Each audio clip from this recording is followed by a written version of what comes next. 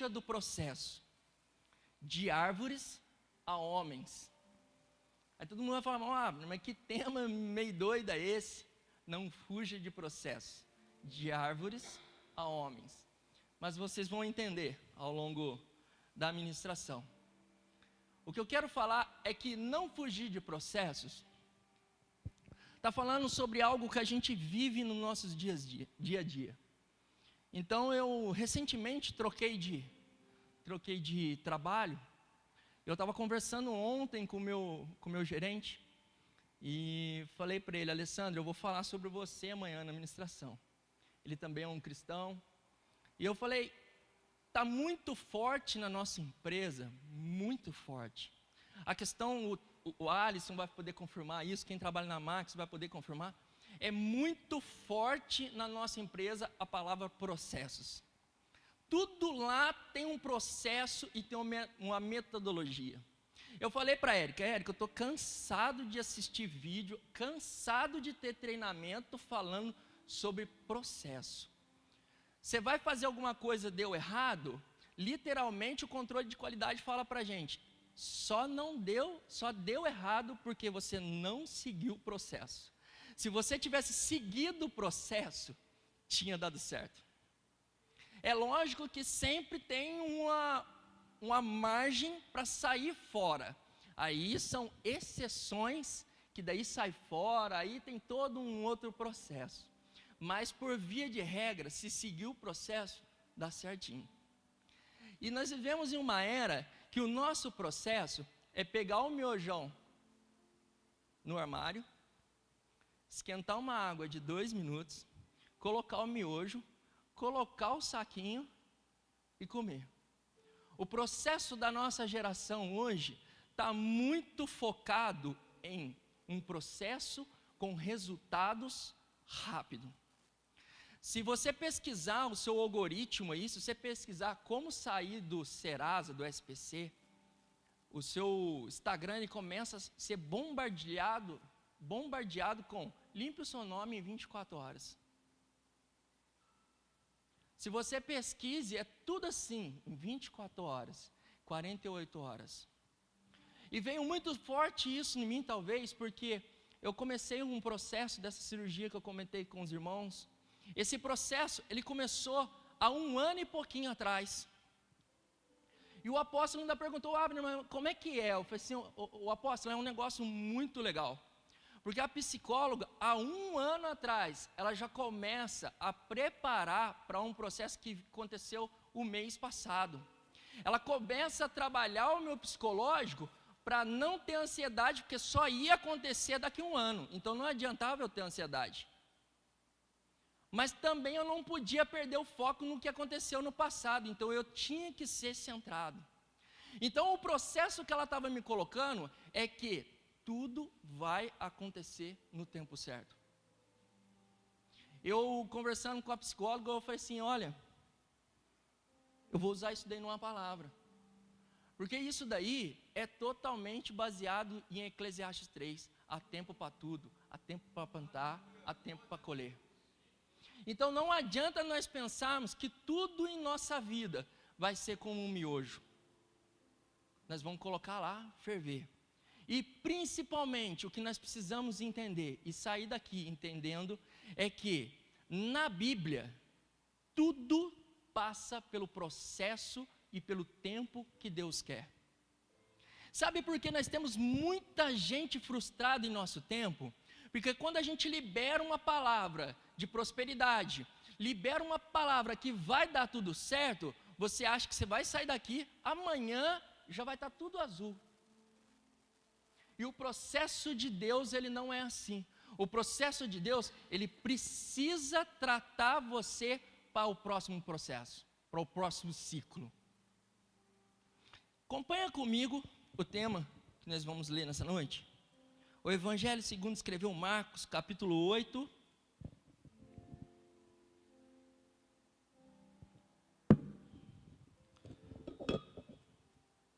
Marcos, capítulo 8, versículo 22.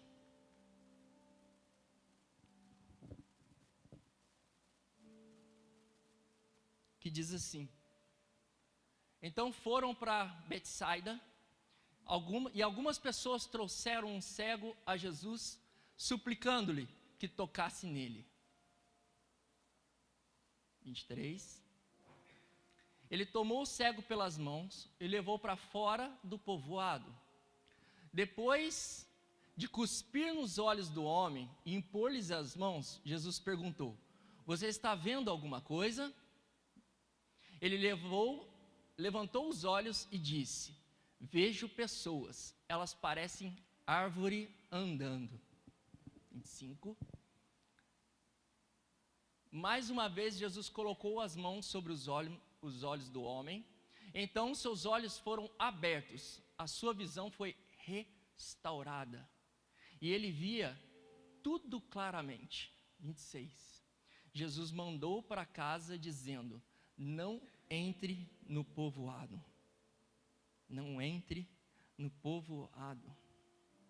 Acho que agora dá para ficar um pouco mais claro o tema, né?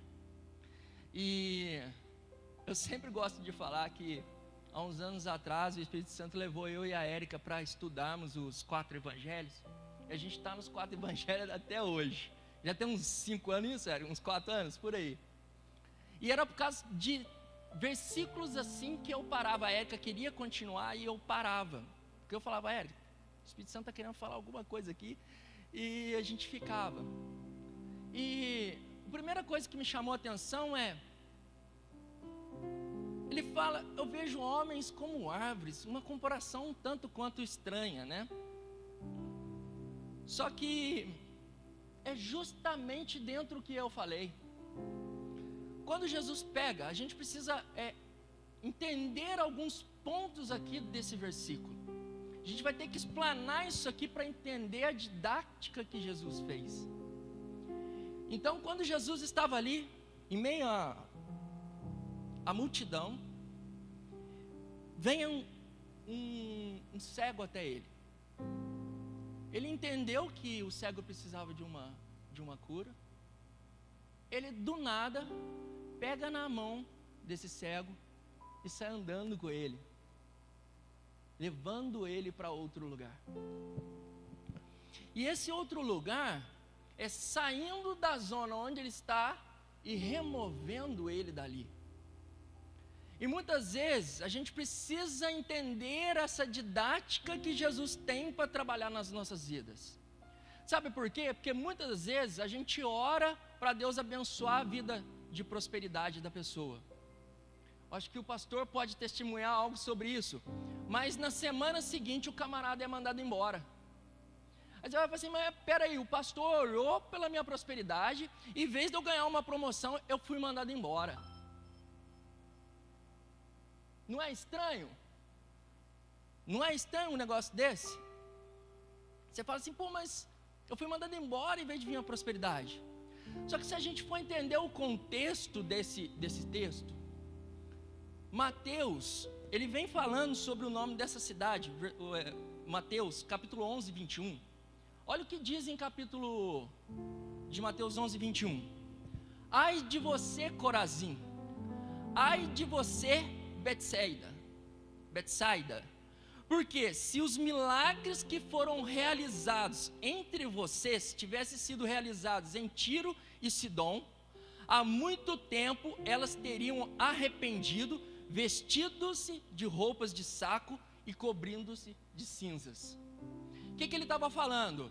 Ele estava falando que muitas vezes o lugar onde você se encontra é um lugar de incredulidade. Betsaida quer dizer incredulidade. Antes de realizar o processo de milagre em nossas vidas, nós precisamos entender o local no qual nós estamos. E muitas vezes nós chegamos a Cristo, chegamos a Jesus e queremos que Ele faça os milagres em nossas vidas e não queremos sair do lugar, não queremos retirar algo que está nas nossas vidas, impedindo que o milagre seja feito.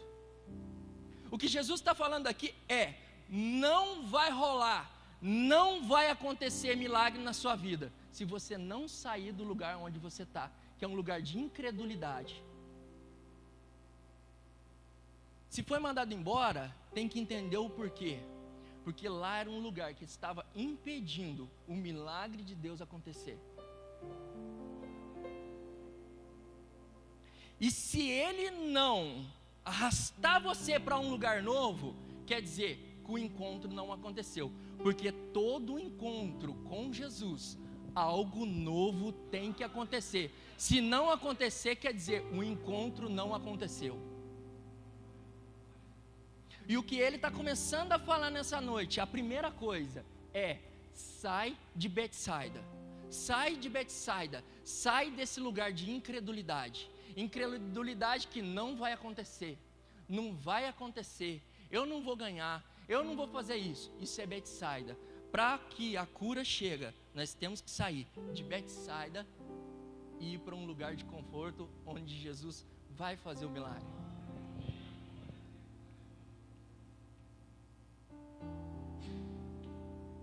Qual que é o lugar, qual que é a Betsaida de cada um que está nessa noite? Qual que é a Betsaida? Em Hilda, qual que é a Betsaida? Em Alisson, qual que é a sua Betsaida? Nós temos que entender qual é esse lugar. Há pessoas aqui que precisam ser tiradas da Betsaida. Segundo ponto. Jesus, é outra parte que eu achei muito esquisito para a nossa cultura. Imagina alguém dar uma cusparada no seu olho, você vai ficar assim: meu Deus, que negócio estranho. As mulheres principalmente, né, alguns já iam até dar uma gorfada e falar: meu Deus, que negócio é esse? Acho que nem nós maridos, se fizer um negócio desse nas esposas, eu acho que vai dar muito bom, né? Vai dar certo um negócio desse? Não vai, né? Jesus dá uma cusparada, vamos dizer assim, né, no olho dele e impõe as mãos. Impõe as mãos, e aqui acontece um fato totalmente diferente. Se a gente for pegar os evangelhos, nos evangelhos foram 7 cegos e cada um foram curados de uma maneira. E nesse aqui Jesus quis trazer algo. Ele impôs as mãos e deu errado. Deu errado, gente? Fala comigo, gente. Deu errado? Não, ô louco, só um aqui. Deu errado? Por que não deu errado? Só porque era Jesus, né? Porque se fosse eu, vocês iam falar: deu errado, né?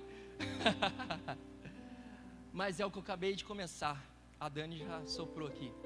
Processo. Jesus, Deus, o Espírito Santo, eles andam em processos. E quando ele toca a primeira vez, ele dá aquele primeiro start. Dá aquele primeiro start nos olhos daquele rapaz.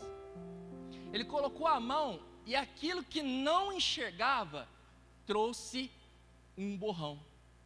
E o mais legal aqui disso é que ele dá uma resposta inusitante: vejo homens como árvores.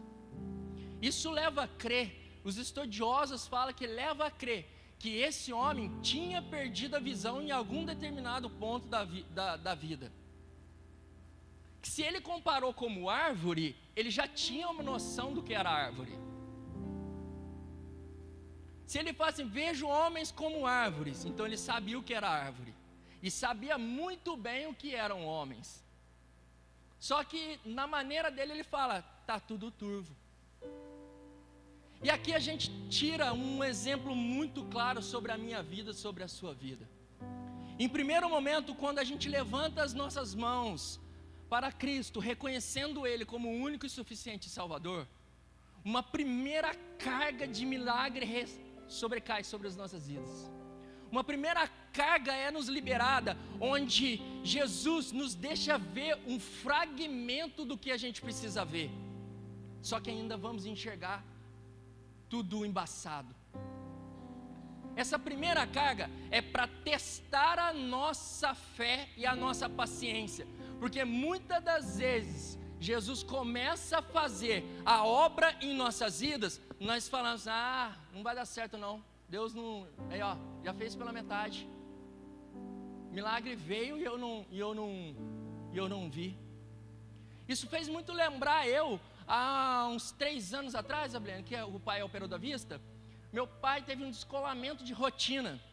E o médico falou para ele, se você não operar, está um pedacinho da sua retina colada. Nós vamos conseguir reparar e colar o restante. Se ela descolar de vez, o senhor fica cego.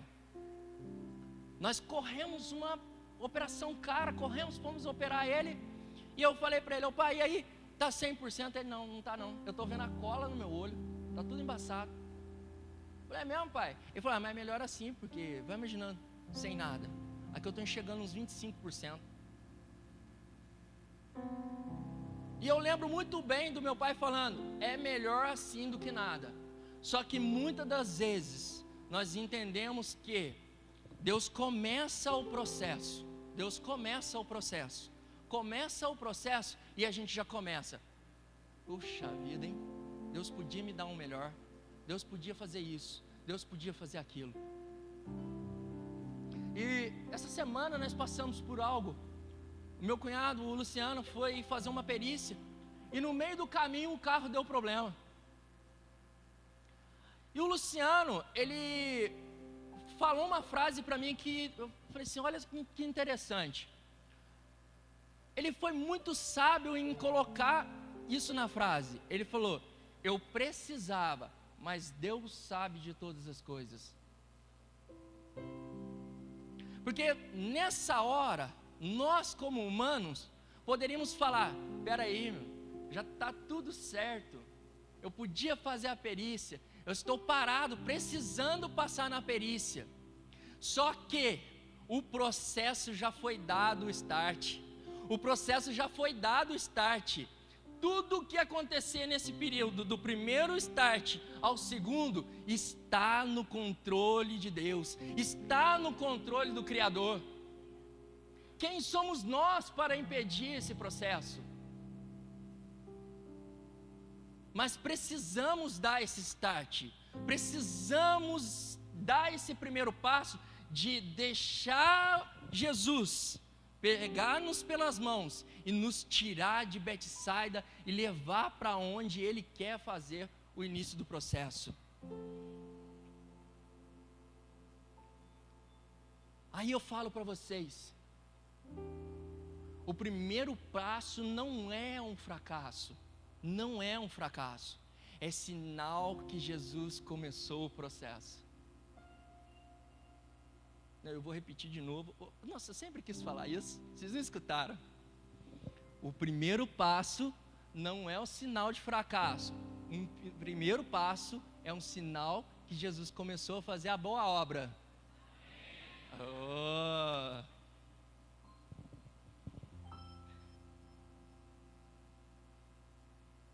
Aí vem o segundo toque.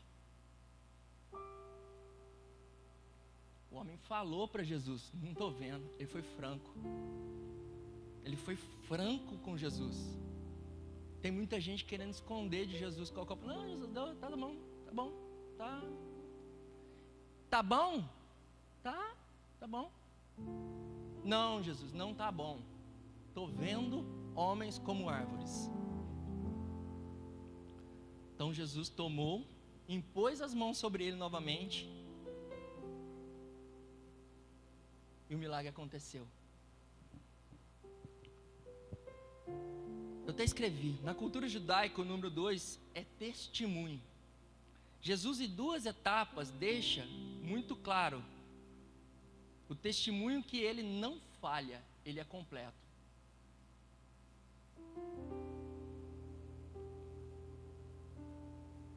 E nessa hora, a Bíblia ela fala um negócio muito legal. Ela coloca a palavra, restaura a visão por completo. E assim como várias, eu sou bem curioso, eu fui ver isso na raiz etimológica, o que quer dizer essa restauração. E ela quer dizer exatamente, voltar ao estado original. Ou seja, esse homem não simplesmente voltou a ver, Deus restaurou a visão num sentido por completo, 100%, restaurou por inteiro. Ele fez a obra de uma forma do jeito que era para ser, no segundo processo. Porque o homem não duvidou que o processo tinha sido falho. Ele creu. E assim que ele creu, Deus restaurou por forma completa na vida dele a visão. E aqui a gente pode entender várias coisas com esse tipo de entendimento. E a gente pode entender o ciclo nosso de cristão. O ciclo nosso de cristão é que em primeiro momento nós chegamos a Cristo, temos a visão restaurada, uma parte. Quer dizer que nem tudo que a gente vê vai estar correto. Entretanto, a gente precisa buscar uma clareza. Isso tanto de forma natural quanto de forma espiritual. E muitas vezes nós começamos, por exemplo, o Abner está pregando, a gente olha ele como árvore. A gente não olha com um lado espiritual. O que está por trás do Abner ministrando. Deus vai dar vitória, a Hilda vai vir ministrar. Nós não podemos olhar ela como árvore. Nós temos que olhar ela pelo lado espiritual. Deus fez uma obra concreta. Então eu estou vendo a Hilda por trás do Espírito Santo agindo e trazendo uma palavra. O Laércio vai vir ministrar. Eu não posso olhar simplesmente o Laércio, porque se eu olhar simplesmente o Laércio, eu estou vendo ele como árvore. Mas se eu olhar o homem, o Espírito Santo por trás do Laércio, usando ele como ferramenta, aí sim quer dizer que os meus olhos estão enxergando na claridade, na totalidade, o que o Espírito Santo está fazendo naquele momento. Nós deixamos de julgar sendo uma árvore pregando, uma simples árvore pregando, e vamos entender o homem espiritual por trás de quem está falando. E nessa didática que Deus está mostrando aqui, Ele vem trazer e vem falar muito claro isso, que nessa didática Ele estava tratando tanto o cego quanto os discípulos. Sabe por quê? Porque se a gente for pegar o contexto de Marcos, nós começamos a ler 8:22. Se a gente começar a ver, está vindo do milagre da multiplicação de pães. Em um determinado momento, eles pegam e entram no barco, os discípulos começam a brigar um com os outros. Pô, mas você não trouxe pão? Acabou de sobrar pão lá, e o que nós vamos comer? E começa a brigar. Jesus adverte eles: espera aí, gente, vocês não estão vendo? Os coxos estão andando, os mortos estão sendo ressuscitados, todos os milagres estão acontecendo, vocês estão brigando por causa de pão. E de forma didática, ele vem e fala: eu preciso curar um cego que não está enxergando naturalmente, mas eu preciso curar os discípulos também, porque os discípulos estão andando comigo, convivendo comigo, mas não estão enxergando o que o reino dos céus está fazendo no espiritual. E muitas das vezes nós, como cristãos, nós estamos tanto no hábito de vir no culto, 3 louvores, 4 louvores, 5 louvores, a palavra, a oferta, vamos para casa, deita e dorme, chega no próximo sábado. Nós não conseguimos, nós não temos clareza no que o Espírito Santo está querendo dizer sobre os dias atuais. Nós não conseguimos enxergar e discernir o que nós estamos passando. Quando nós começamos a ver as notícias da política, uma polaridade entre esquerda e direita, nós precisamos entender que não é só isso. Por trás disso, o reino espiritual está querendo dizer algo sobre isso. E nós, como igreja, não estamos enxergando as árvores chegando até nós. Nós não estamos enxergando as árvores, porque na verdade nós estamos enxergando, vira uma controvérsia, mas nós estamos enxergando a árvore, só que não são árvores, são almas que estão chegando por nós. Nós estamos tão acostumados com o nosso bloquinho, que nós vamos para casa e não quer saber de mais nada, só que lá fora tem almas esperando os nossos testemunhos. Lá fora tem almas querendo que nós imponhamos as mãos sobre eles e os façam enxergar naturalmente e espiritualmente. Só que nós estamos aqui só engordando e mostrando que nós só estamos enxergando pela metade, nós só estamos enxergando árvores. Nós estamos arrotando um cristianismo, que nós estamos falando, tá tudo bem. Estou comendo só para mim, tá tudo bem. Já estou enxergando pela metade, tudo bem. Só que o que Jesus quer é que a igreja enxergue por completo. Que a igreja enxergue por completo. E não são árvores que estão chegando até nós, são pessoas. E nessa hora fica um pouco indigesto, né? Fica indigesto porque se eu estivesse dando exemplo de coisas para nós recebermos, tudo bem. Só que quando eu começo a englobar no sentido de igreja, todo mundo fala, aí o Abner está batendo. Só que eu não estou batendo. Não estou batendo porque Deus quer que nós enxergamos homens andando, homens caminhando, homens por inteiro. Deus quer que nós enxergamos o reino espiritual como ele é, como ele tem que ser. Deus quer que cada coisa que aconteça, a gente não entenda que o milagre foi feito pela metade. Ele quer que nós entendamos que o milagre foi por inteiro. Amém? Nossa, mas foi um amém desanimado, hein? Mas daí eu pergunto, eu sei que tem aqui pessoas que precisam desse segundo toque. Esse segundo toque é o primordial, para entender que eu preciso de um segundo toque. Não é natural, Deus não acha isso, Jesus não acha isso como natural. O natural é que nós enxergamos por completo. Vamos caminhar? Aí Jesus dá esse segundo toque, o homem começa a ver. Gente, eu fico imaginando, assim, a gente já viu alguns milagres acontecer, mas tem alguns que eu acho que deve ser muito surreal. Ver uma pessoa voltar à visão, ver um coxo andar, deve ser fantástico, fabuloso. Um morto levantar, então eu acho que eu não tenho estrutura, eu acho que eu desmaiaria, ou algo acontece assim, que eu já não gosto de velório, mas eu fico ali olhando uma vez nós estava tão crente da igreja, nós estava tanto jejum que a gente ia nos velórios, a gente queria ir, que daí cada hora era um que orava para ver se levantava, e a gente estava orando até pelos velhinhos. Daí uma vez a mãe da esposa, a filha da mulher que morreu, ela falou, não, deixa minha mãe descansar, não fica orando para ela ressuscitar não. Mas a gente estava numa onda, mas eu acho que deve ser muito interessante. Mas quando acontece isso, na alegria desse homem, Jesus pega ele pela mão, olha para ele e fala uma coisa para ele que é uma lição que a gente precisa entender. No momento que Deus abre a visão para essa clareza, ele fala muito certeiro no 26. Não volte para Betsaida. Não volte para o lugar onde você saiu. E é muito comum a gente escutar isso em casa de recuperação, né, pastor Jefferson? O Laércio pode testemunhar sobre isso, não é, Laércio? Quando você sai da casa de recuperação, você fala assim, cara, você não vai ficar no botequim de noite, qualquer horário do dia.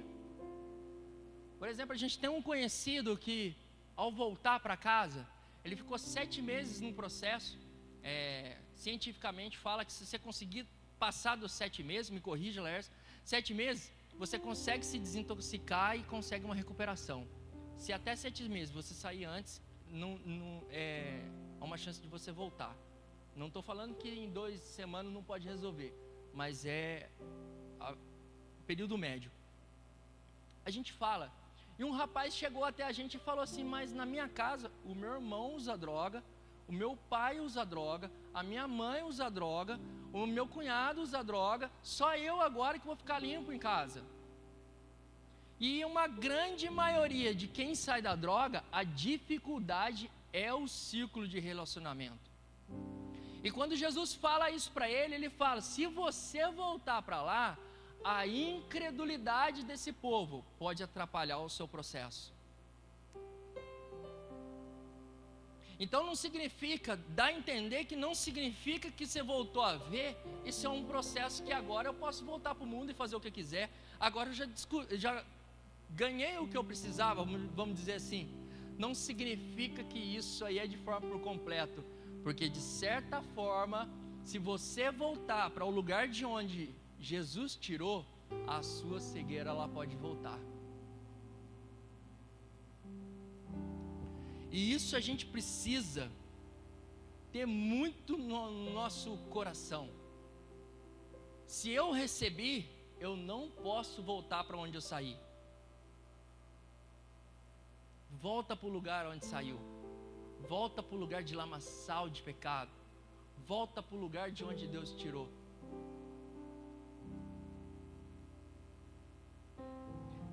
Não adianta receber visão nova para lugares velhos. Eu anotei, milagre não é só ver, é permanecer vendo. Jesus não apenas cura, Ele protege o que curou. Então, muitas vezes a gente está falando, não volta, é justamente para proteger todo esse processo.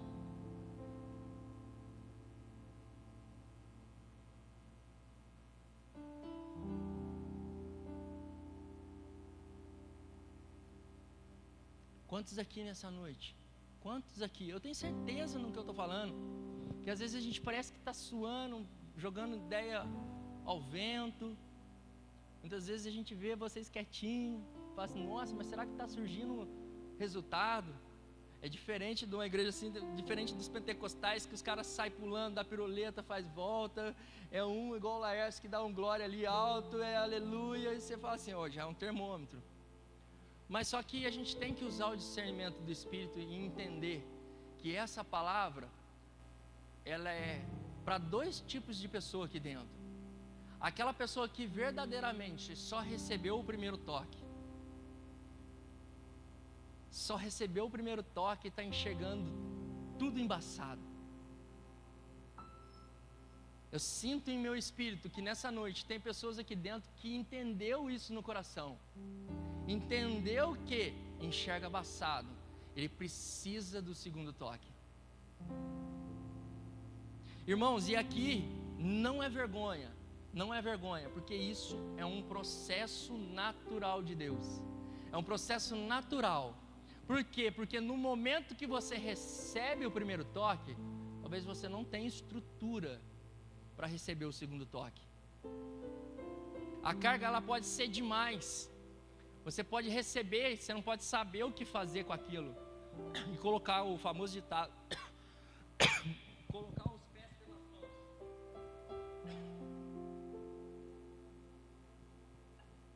Jesus ele está preparando você.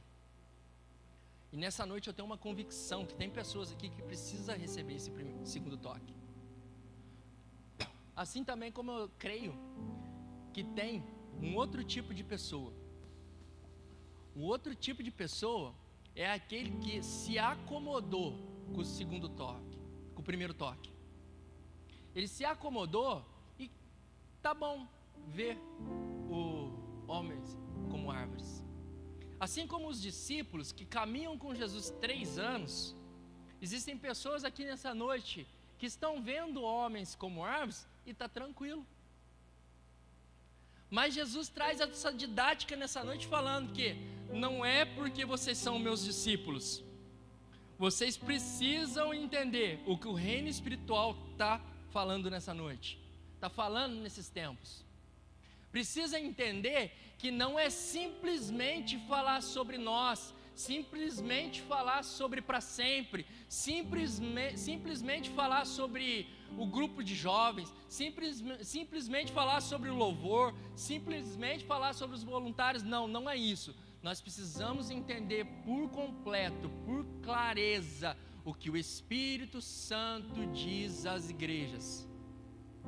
E o principal que o Espírito Santo diz às igrejas: eu estou voltando. Eu estou voltando. Eu estou voltando. Vocês entendem isso? Eu estou voltando para buscar uma igreja lavada, remida e pura. Nós precisamos entender com clareza o que o Espírito Santo diz às igrejas. Eu estou voltando. Não é brincadeira, não é da boca para fora. Eu estou voltando. O que vocês estão fazendo com a visão que eu os dei, com o evangelho que eu os dei? O que vocês estão fazendo? Estão sentados, comendo, bebendo, engordando, vendo homens como árvores. Aí Deus manda Abner, Deus manda Alisson, Deus manda pastor, Deus manda apóstolo. Nós estamos falando e todo mundo não está entendendo o que o Espírito Santo diz às igrejas. Eu estou voltando para levar a minha igreja para o céu. Quem não estiver com a botija cheia, quem não estiver com as lamparinas acesas, vai ficar e sofrer as consequências. Tessalonicenses 4 fala que num piscar de olhos, ao som da trombeta, primeiro os que morreram, depois os que nós estivermos vivos, vamos ao encontro do noivo nas nuvens, para morar com ele por toda uma eternidade. E é justamente essa clareza do segundo toque que eu quero trazer para vocês nessa noite.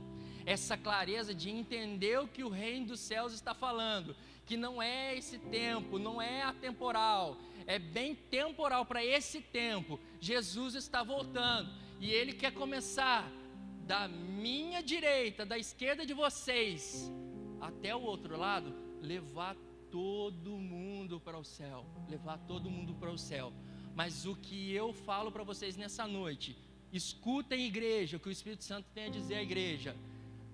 Precisamos ter esse segundo toque para entender o que o reino dos céus tem para cada um nessa noite.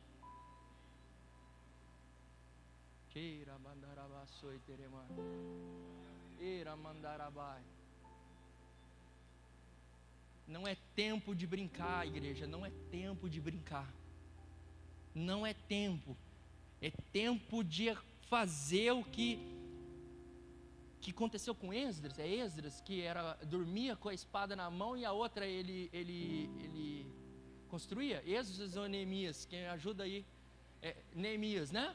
É tempo nós não temos tempo de ficar parado. É com uma mão a espada numa mão e na outra a gente construir.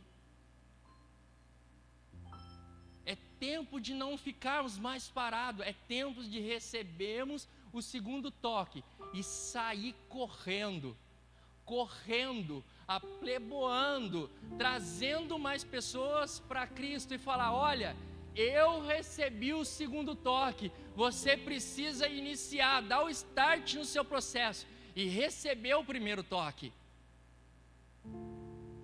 Vocês estão me entendendo, gente? Amém? Amém? Eu acredito até que eu não vou prosseguir. O Espírito Santo já me fala que ele já fez o que ele precisava. Pode vir, pastor. Mas eu quero, nesses minutinhos que me faltam, eu quero gastar com vocês, investir com vocês um período aqui. O pastor vai fazer um som bem gostoso aqui, mas eu quero que vocês se coloquem de pé. E assim, se não quiser vir aqui na frente também, não tem problema não é vergonhoso para mim, porque eu sei que o Espírito Santo, ele falou o que precisava. Só que eu preciso fazer separação aqui, para eu entender o processo, para a pessoa entender o processo. Eu preciso chamar um primeiro grupo de pessoas aqui na frente. Não vou esperar muito tempo, qualquer coisa a gente vai para o segundo, se não vier, vem todo mundo aqui na frente, então não fica feio. Mas eu quero testar a fé de vocês. Há alguém aqui que entendeu que precisa receber esse segundo toque? Da maneira que acredita que chegou ao Evangelho de Cristo, entende que caminha tudo certinho, mas precisa enxergar com mais clareza o que o Espírito Santo tem a fazer na vida? Tem alguém? Se tiver, vem aqui na frente. Eu não vou ficar falando muito tempo não, tá, gente? Então, se tiver, pode vir.